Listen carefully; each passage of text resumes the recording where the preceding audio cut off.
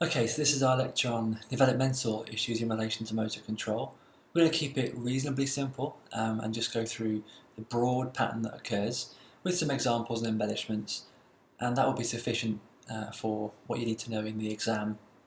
This is a level 2 unit, so we're going to keep it roughly at that level.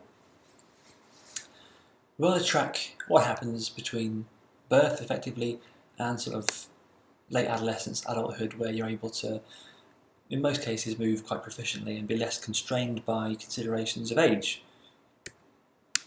So there's the infant phase, the child phase, some adolescent considerations, and then of course we can begin to think about what happens as we degenerate a little bit towards the end of life. It can be defined as progressive change in motor development through the life cycle brought about by interaction with task requirements, biology of the individual, and the environmental conditions.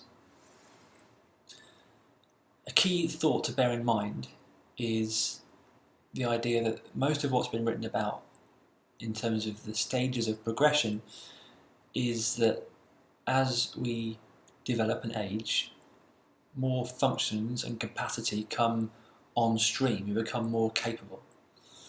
We shouldn't think about it as by a certain age you must be able to do this or else you're behind. It's better to think that these things tend to happen in the same order and they allow you to do more as you age. But it's really important to know that it probably isn't a nice clear argument for what they call critical periods, whereby if you haven't learned something at a particular age, it's gone. In contrast with language, that does appear to be the case. So if you haven't learned a foreign language by the age of really 7 at the latest, when you learn it, you will have an accent. And there was a neat study showing immigrants to America, in particular from Spanish-speaking and Portuguese-speaking countries in South America, and they often, when they emigrated before they were the age of 4, had no discernible accent whatsoever. As we built up towards the age of 7 when they emigrated, there was a bit more of an accent. And after 7, there was a pretty clear Spanish accent. So that would indicate that there is some critical language phase. And actually, if you want a baby to learn a foreign language, speaking it around the baby when they're very young and they're first learning what sounds are and how to form sounds with their mouth and neck muscles, that's the great time to do it. So that is a good example of a critical period. However, a lot of what we're talking about in motor control doesn't appear to follow that pattern. So there was a study quite recently looking at 50-year-old adults learning to play the piano. And we actually saw that, of course, they learned, and they hadn't got any previous experience. And the zone of the brain that was being influenced by learning, so in the motor cortex, thickened and got denser as a result of the learning. So there was still neuroplasticity even at the age of 50 or around 50. That would be an argument perhaps against this idea that if you haven't learned a motor skill by a certain age, you never will, which is a positive thing because it means that we actually can still learn motor skills in later life. Obviously, as we age, we grow up to a certain point, and then when we get old, we tend to shrink a bit. So there's that change in size, and then there's changes in the level of functioning. And they can be motor coordination, they can be your ability to think and reason, your ability to have and process emotions, but all of these things change substantially, especially in early life.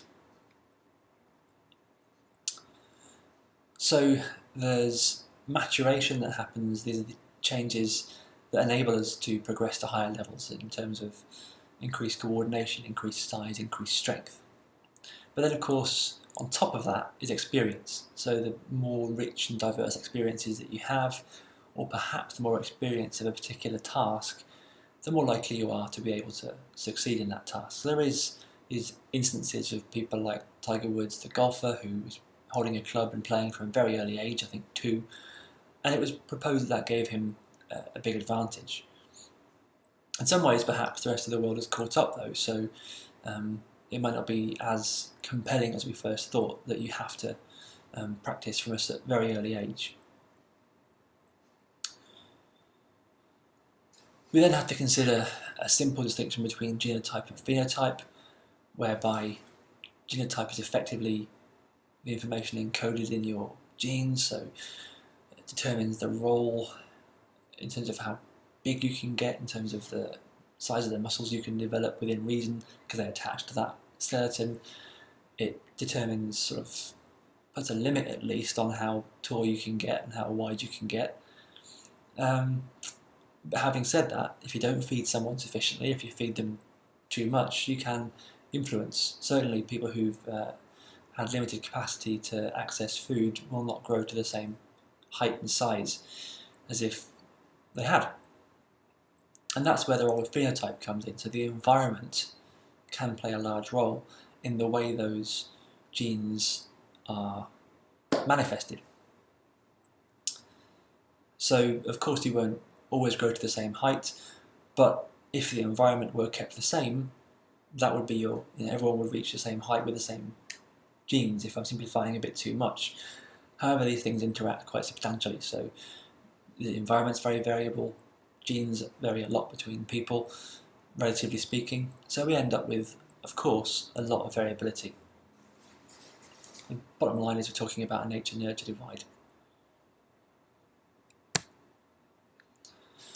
If you think about these kind of phases that you progress through, we build from very basic movements when you're an infant, up to the point where you can use your skill and your coordination. They call it for life. Of course, it can be taken away from you as you age, and different diseases can do that. But the basic idea is you're born with some very basic reflexes, and in many cases those reflexes were useful for being in the womb, for moving around ever so slightly.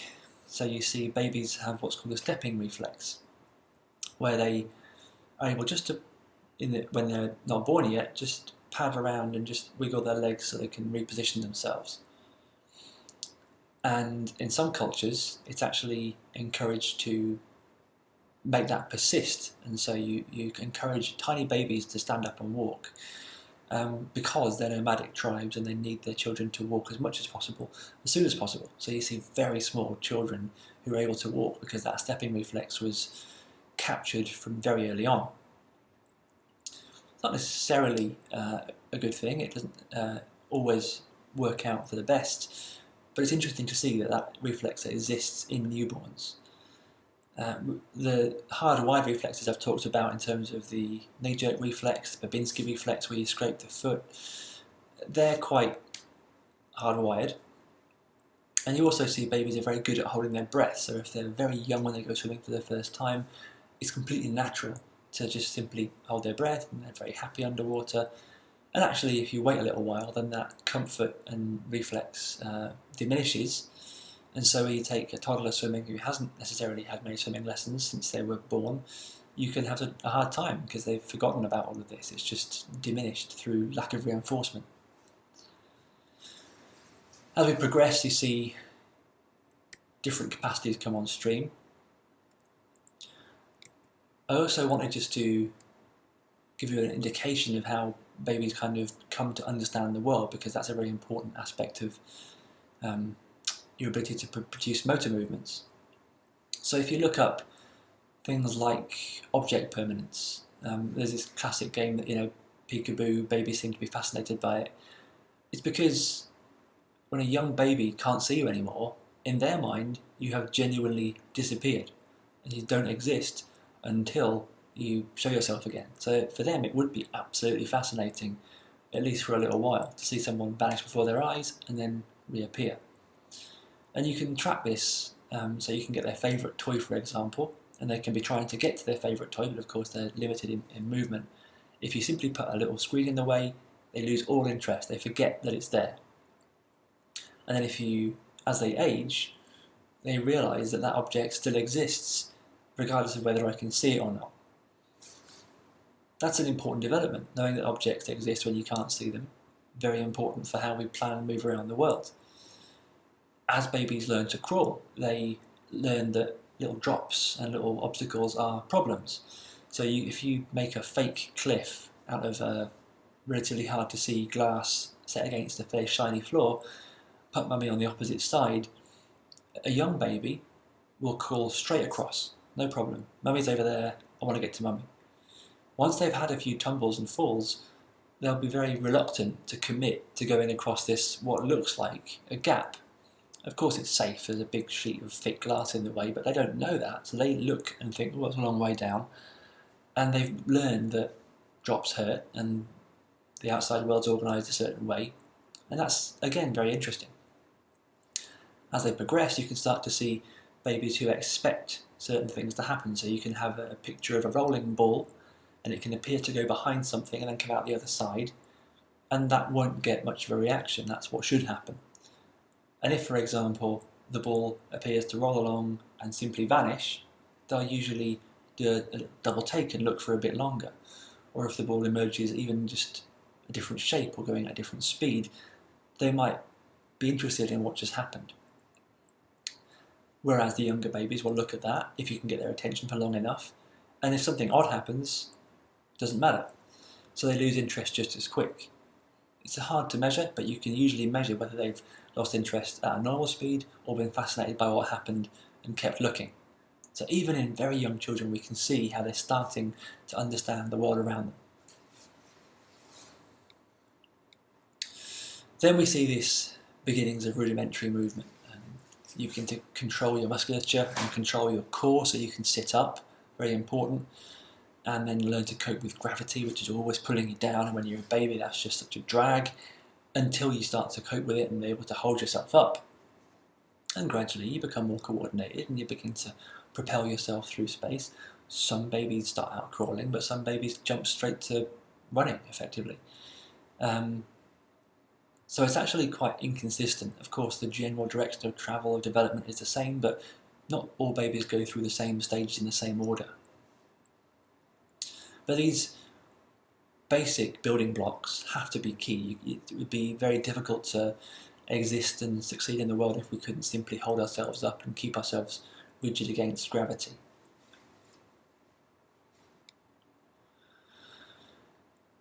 So what you see is a very common trajectory, to the point where some people might say it's quite invariant, but there are differences and occasional exceptions. And the system appears to, as long as we expose you to the same world, it will tend to evolve the same way and develop the same way, because that's how it's evolved. We've carefully, over millions of years, designed this brain to be dropped into that world and to understand it. In rare circumstances, people are dropped into the world in a different way. So very rarely people treat babies quite badly and don't look after them and don't encourage them to walk and things, and they often struggle to develop the same way. And there's interesting questions raised now we're starting to become capable of going into long-term space flights, and whether we would learn to move the same way in the absence of gravity. But generally speaking, gaining of these new capacities happens in a fairly consistent way. And you can actually track this. So again, you can go and look up and look at how babies learn to reach and grasp and coordinate their hand going towards an object and know how far away the object is. It's a reasonably consistent pattern. And it's, what most parents enjoy experiencing and watching for the first time. As we progress through the age groups, you start to see these fundamental basic movements creeping in that will inform a lot more capacity and a lot more diversity in later life. So you start to see 2 and 3 year olds attempting to throw for the first time or kick for the first time, and that, as it becomes more ingrained and more coordinated, will gradually become capable of being used in all sorts of, in particular, sports. So we tend to see this development through being stable in terms of planted and balancing, and then, as I say, keeping your body fairly straight so that it's able to be coordinated and you can be in charge of what it does at any point in time. You see inverted support, so being comfortable off your feet, for example, so whether it be upside down or rolling, people are actually able to support their weight. Of course, we become capable of propelling ourselves along, and to begin with it will just be walking and perhaps a kind of jaunty run of sorts, but gradually that can progress to different variations that become quite sophisticated. So we can have a run that gets us there as quick as possible versus a run that gets us there as efficiently as possible, and slightly faster than walking. And each of these, of course, serves a purpose. If we're able to, for example, just work on hopping, that might inform our ability to change direction quickly, or coordinate sort of difficult stepping movements that then might inform sporting participation. So at this stage they're kind of still considered fundamental, sort of building blocks. There's a category of manipulative movement patterns, so you're able to throw, catch, kick, whatever, and they're manipulating some object. So it's no longer moving yourself, it's moving an external object, and usually it's a ball. And those all progress through an initial stage where it's poorly coordinated, and then some stage where it looks about right but it's pretty basic, and then a stage where you can vary it in sophisticated ways, and that's the mature stage. And in some ways that kind of mirrors Fitz and Posner's progression of skill learning, but this is constrained by maturational considerations, so it's given a different language, and of course it's only really constrained to those basic movements we've just talked about, not the Fitz and Posner model, which could talk about any new movement, any new skill you would learn a certain way. Similar, very similar. So for example, looking at an overhand throw, the initial stage might be all from the elbow, keeping your body quite rigid, not really rotating, and then you might gradually hold the ball back a bit behind yourself and actually rotate your body, and maybe even take a step to make sure you get more projection in it. And then gradually you start to see this whole body movement where everything is coordinated and everything rotates and it's in time and it works very well. But even that can be adapted to a cricket throw versus a baseball pitch and different variations. And some people argue that the overhand throw is the beginning of the tennis serve. So then we reach a stage where you can specialise those basic movements into particular activities, and of course normally people choose sports. But you know, even depending on the culture that you're in, those sports will be different, and so some countries prefer soccer, some prefer AFL, some prefer American football. That's still going to be variable, but the idea is the fundamental skills can be adapted and specialised into those sports accordingly. So you'll see typically some sort of transition stage where people begin to put together different fundamental movements into some movement patterns, and then you can apply those in context, but generally you reach a stage where you could, in principle, use that skill for life. So we see these fairly mature movement patterns that have been refined. They are no longer kind of just basic, generic movements, but quite refined to the context. And that development is quite dependent on how much you practice and the context in which you practice it. So sometimes you don't see the transfer that you might get from a more, well, between skills, I guess. So sometimes if you specialise too much into one area, even though there are similarities, it's very hard to go back and translate that skill. An example I often use is that I recently learned to play squash, and even though it's a racket sport, it's very different to playing tennis, and I have to really adapt quite a lot. And actually I never really appear any good at tennis, whereas badminton I can adapt to a bit more, but it's still not as happy as playing squash. So there's some kind of specialisation happening in there. And the argument would go that many adolescents and adults never quite get to the point where they've really specialised their skill into a particular context. And that would then manifest as not ever feeling particularly good at any of those sports or activities. So, basic introduction, just sketching out the landscape that people move through as they develop. The idea is that development constrains what we can do. And as more and more capacity comes on stream, we can do more and more and more with it. So it changes the expectations of coaches and teachers, and it hopefully encourages as to set up environments that allow people to learn at the right time, not before they're ready, and certainly not to expect them to do things just because they're the right age, and to actually, as we've discussed all along really, to try and match the structure of learning and the feedback and the progression of events to suit the person's developmental stage. There are some readings out there, and these are in the slides for you on our Moodle site.